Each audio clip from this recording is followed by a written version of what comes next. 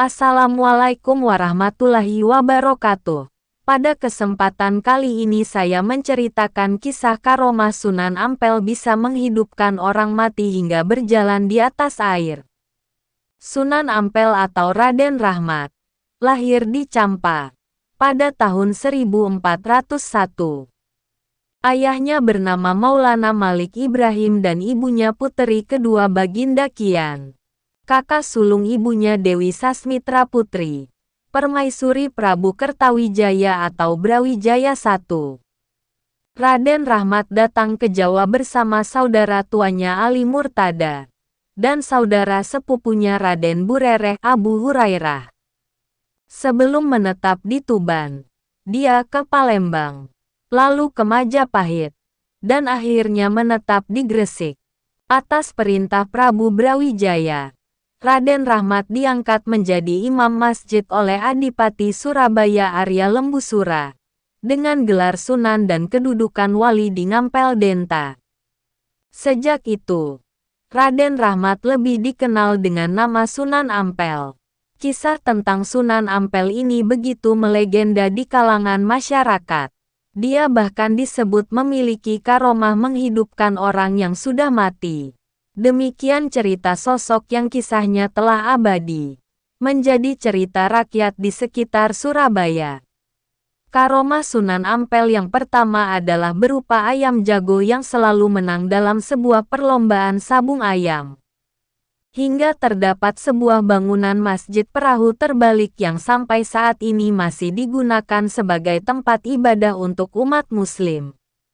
Dia bahkan disebut memiliki karomah menghidupkan orang mati hingga 9 kali. Orang tersebut yakni marbot di Masjid Ampel bernama Mbah Soleh yang merupakan muridnya Sunan Ampel sendiri. Sunan Ampel sangat suka melihat suasana masjid yang rapi dan bersih berkat pekerjaan Mbah Soleh tersebut.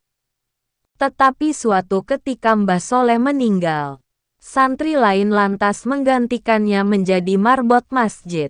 Akan tetapi, masjid tersebut tetap terlihat kotor karena tidak ada yang bisa membersihkan masjid seperti yang dilakukan oleh Mbah Soleh tersebut. Seketika, teringatlah Sunan Ampel dengan Mbah Soleh tersebut. Seandainya Mbah Soleh masih hidup, pastilah masjid ini bersih, kata Sunan Ampel. Tiba-tiba, Mbah Soleh hidup lagi dan langsung membersihkan masjid hingga menjadi bersih kembali. Selang beberapa bulan, Mbah Soleh kembali meninggal dunia, sehingga masjid kembali kotor karena sudah tidak ada lagi yang membersihkan masjid tersebut. Kejadian tersebut terus berulang hingga 9 kali. Oleh karenanya makam Mbah Soleh berjumlah 9. Hal tersebut sesuai dengan hidup dan matinya Mbah Soleh, yang kemudian dimakamkan di kompleks Masjid Sunan Ampel. Karomah Sunan Ampel inilah yang menjadikan beliau sebagai salah satu sunan yang paling disegani oleh kalangan masyarakat dan kiai. Bahkan Sunan Ampel ini masih diharapkan berkahnya oleh para peziarah. Mungkin cukup sekian. Jika ada salah kata saya memohon maaf yang sebesar-besarnya. Wassalamualaikum warahmatullahi wabarakatuh.